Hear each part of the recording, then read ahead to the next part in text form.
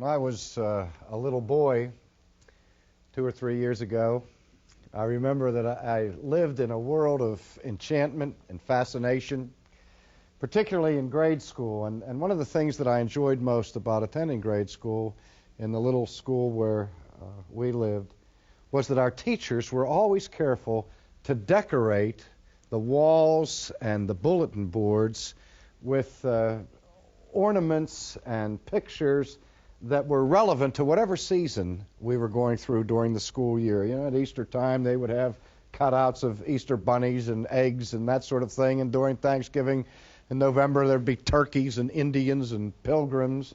And at Christmas, all kinds of Christmas decorations. But my favorite time in the grade school decor was during the month of February, because that was the month not only of Valentine's Day and of my birthday, but it was the time that we honored two of the great presidents of American history, Abraham Lincoln and George Washington. And I remember as a small boy being mesmerized by the legends that were told about these great men. And I wondered how it was possible that George Washington could have enough strength to take a silver dollar and throw it all the way across the Potomac River. And since I've grown up and become an adult, I don't believe that anymore, nor do I really believe to this day that he ever stood up in the front of a boat in the dead of winter, being the only general in history to stand in the front of a rowboat with his hand in his coat while he was getting his portrait painted in the middle of a war. But the story, of course, that we heard most often when I was a youngster about George Washington was a story with a moral. And you've all heard that story. The allegation goes that when he was a boy, he chopped down a cherry tree with his little hatchet, and when his father came home and saw his prized cherry tree cut down and destroyed, he asked the question, "Who cut down this cherry tree?" And George Washington stepped forward and said, "Father, I cannot tell a lie. I cut down the cherry tree." Do you remember that anecdote? Every American learns that story. Well, ladies and gentlemen, I call that a legend. Or for whatever moral value it has to us, at the very heart of that story is a fundamental distortion of truth. There is something false about that anecdote. And if you listen carefully to the words of George Washington, I think you will perceive immediately what the error is. Little George Washington said, "I cannot tell a lie." Beloved, there were lots of things that George Washington couldn't do. But one of those things that he couldn't do was not tell a lie. George Washington was a fallen human being. And one thing that every fallen human being is eminently capable of doing is telling a lie. The Scriptures tell us, in fact, that all men are liars. It's not the same thing as saying that all men lie every time they open their mouths. But lying is one of those shortcomings, one of those sins that every one of us has committed during our lifetime. I mean, has there ever been a time that you can recall that you told a lie? And if you answer that question by saying no, then let me suggest that you've just done your first one. No, at least your second one. Because we have all lied at some point and another. Now, as I grew up and didn't think a whole lot more about Abraham Lincoln and George Washington, was introduced to the magic realm of television, and I began to see all of the mystery dramas that were set forth in TV, and saw Perry Mason and other similar dramas like that. We saw a familiar motif of crime and punishment. where the television camera would take us into the courtroom, if not to Judge Wapner, to somebody else. And as the witnesses were sworn in the witness box for their testimony, the bailiff or whoever it is in the courtroom would step forward and he would hold out a Bible. And he would ask the witness to put his hand upon the Bible, his left hand on the Bible, and raise his right hand. And you know how the words go. Do you swear to tell the truth, the whole truth, and nothing but the truth? So help me God. And the person would say, I do. Now, from a sociological perspective, maybe a Martian coming to our planet and looking at the customs of our culture might think that this is a strange procedure indeed. But why do we find it necessary to begin courtroom proceedings where the witnesses take a solemn vow,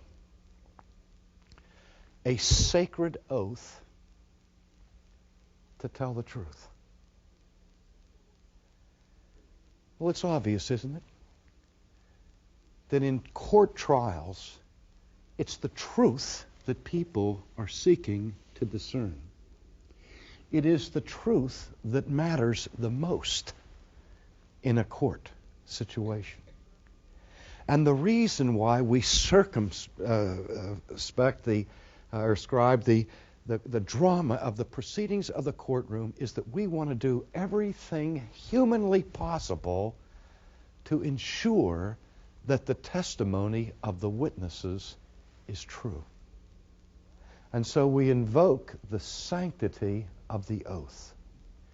We ask a person, ladies and gentlemen, to make a promise before God, the breaking of which promise we understand is punishable by law in the event of perjury. Have you ever stopped to wonder how important promises are to your life? So much of our human relationships depend on trust. And when I get to know you as a friend, or if I want to marry a woman and take her as my wife and she takes me as my husband, and we commit ourselves to each other, we are entering into a personal relationship where trust is everything.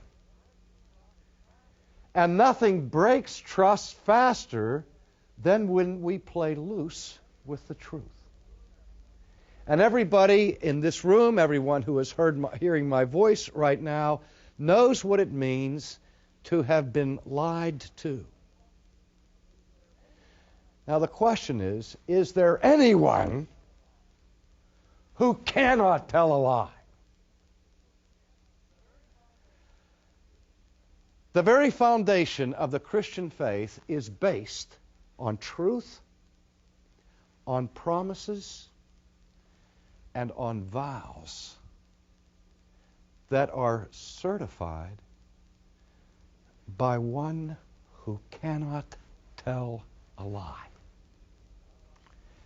Now, I've often said that if I were cast into prison and was only allowed to have one book at my disposal while I was incarcerated, the book that I would obviously request would be the Bible.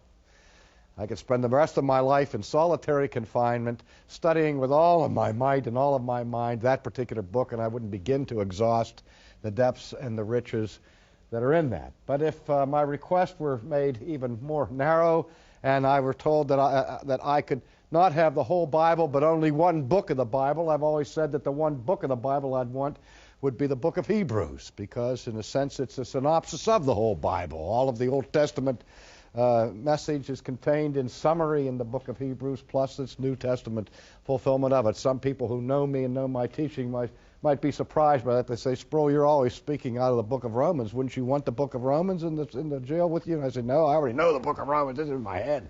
You know, I need to have the text of Hebrews in front of me. But if my options were even more narrowly restricted, and I could only have one chapter of the Bible as I languished in prison, that chapter would be the 15th chapter of the book of Genesis. Now, when I've said that in the past, people have looked at me somewhat askance and say, what in the world is so great about the 15th chapter of Genesis that you would want that if that were the only chapter that you could have? Well, to answer that question, I'd like to direct your attention to a brief summary of Genesis 15. And let me begin by reading the opening portion of it. Genesis 15 begins with these words, "After these things, the word of the Lord came to Abram in a vision, saying, 'Do not fear, Abram. I am a shield to you, and your reward shall be very great.'" Now, before I press beyond that, let's just do a moment's worth of recapitulation. You remember that Abraham, as a historical person, is introduced by way of his ancestors and so on at the end of the 11th chapter of the book of Genesis. And then chapter 12 of Genesis records for us the circumstances of Abraham's call, where God came to Abram in a pagan nation in Mesopotamia, in Ur of the Chaldees, when Abraham was already an old man. And God spoke to him and uttered a command from heaven saying, "Abraham, get up and go forth from your country, from your relatives, from your father's house, and go to a land which I will show you, and I will make you a great nation, and I will bless you, and I will make your name great, so that you will be a blessing, and I will bless those who bless you, and the ones who curse you I will curse. And in you, Abraham, all of the families of the earth shall be blessed." But first, Abraham, get up and get out of here. Do you know how frightening it would have been for somebody frail in age to leave at a moment's notice the environment that was completely familiar to him? Leave your family, leave your friends, leave your doctor, leave your dentist, leave your religious chiefs or whatever. Get out of here and go to a land that I will show you. And the land that God was asking him to visit was 1,000 miles away. God didn't give him an airplane ticket so that in just a few hours he would arrive at his destination. This is in the ancient world where journey even of young and strong people was a perilous matter. God said, "You do that, Abraham, and I will make of you a great nation. And I will bless you, and I will make sure that everyone who blesses you, I will bless them, and anyone that curses you, I will curse them. And in you, Abraham, will all of the nations of the world be blessed." Centuries and centuries ago, this message was given to a semi-nomadic pagan. And if it hadn't taken place, we wouldn't be standing here today in the 20th century ruminating about it. And the scriptures tell us that Abraham did exactly as he was commanded. And he got up and he left. And he journeyed to the land of Canaan. And after some adventures and misadventures along the way, then God came to him and said, "Abram, don't be afraid. I am a shield to you. And I am your reward. And your reward shall be great. And if ever Abraham were a bit cynical in his old age, he was at this point. For he responded to God by saying, "Oh, Lord God, what will you give me since I am childless, and my heir, the heir of my house, is Eliezer of Damascus?" Now, where's the cynicism implied in this question? It's like the old man says, "Look, God, I have journeyed. I did everything that you said. You promised that I was going to be the father of a great nation, that I was going to be a blessing to everybody, and in all the nations of the world were going to be blessed. And now you come to me and you say to me that you are going to give me a great reward."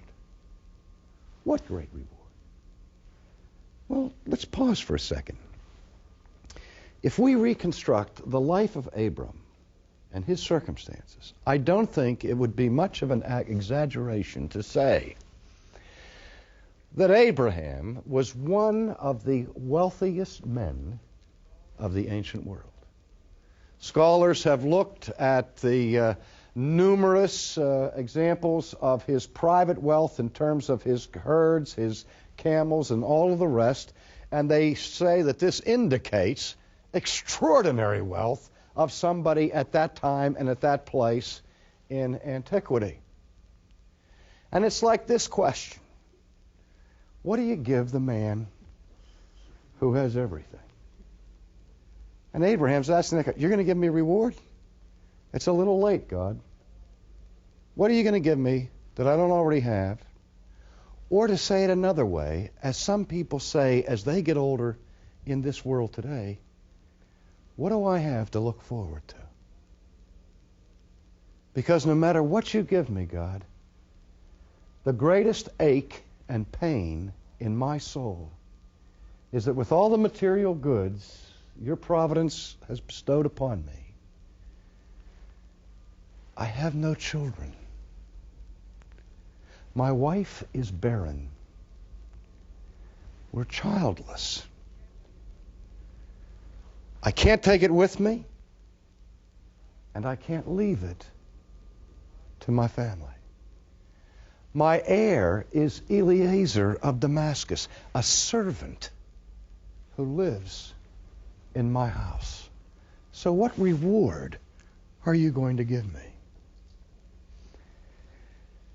Then behold, the word of the Lord came to him, saying, "This man shall not be your heir, but one who shall come forth from your own body, he shall be your heir."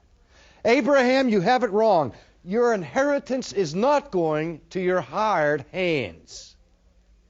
Your inheritance, Abraham, is going to your son, somebody who's going to come forth from your own body, flesh of your flesh, bone of your bone, blood of your blood. And then we read that God took him outside. And he said, "Abraham, look toward the heavens. Count the stars, if you are able to count them." Have you ever been outside in the dark summer night that was clear, not where it was hazy and smoggy? Or if you've ever been to Palestine, one of the most striking dimensions of the geography and of the situation there in Palestine is the clarity of the atmosphere. And on a night, which is almost always a clear night in the desert, in Palestine, you look up and really you see a star-spangled heaven. The Milky Way, if you can see the Milky Way from there, I don't know, but it would look like almost a solid sheet of white. Myriads upon myriads of stars are visible to the naked eye. And God takes Abraham outside and he says, "Look up there." He said, "Count them." 1, 2, 3, 4, 5, 6, 7, 8, 9, 10, 11, 12, 13, 14, 15, 16, 17, 18, 19. Count them if you're able. Abraham could have stood outside of his tent and counted without counting the same star twice to this day and not have been able to number the stars of the sky. And he said to him, so shall your descendants be. Abraham, as many as there are stars in that sky, so shall your descendants be. You're not just going to have one child to live after you. I said I was going to make you the father of a great nation. And your descendants will be as plenteous as the stars in the sky. Verse 6 is one of the reasons why I'd like to have Genesis chapter 15 in my prison cell. Because verse 6 makes this declaration. Then he believed in the Lord, and he, that is God, reckoned it to him as righteousness. Here is the gospel, ladies and gentlemen. Here in the 15th chapter of Genesis is the most succinct capsule summation of the doctrine of justification by faith alone. Abraham believed God, and there's no merit in that. Abraham should believe God because God is eminently believable. Abraham should trust God because God is altogether trustworthy.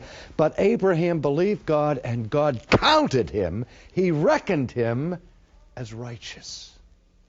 Not on the basis of any works that Abraham had performed, but on the basis of his faith and of his faith alone in the promise of God. Abraham believed God. And I think it's important that we understand that what it was that pleased God was not that Abraham believed in God. James tells us that, that the demons believe that there is a God. And they tremble. They at least have the sense to be afraid of God. But if you're sure that there's a God, and if you're scared of God, all that does is qualify you to be a demon. But they don't trust God. They don't believe God. Abraham said, I will put my life on the line by trusting you. I believe you. Do you see why it is that the Scriptures go back to this account and tell us later on that Abraham is the father of the faithful? That he is the supreme example in the Scriptures of faith in a human being. By faith, Abraham trusted the promise of God.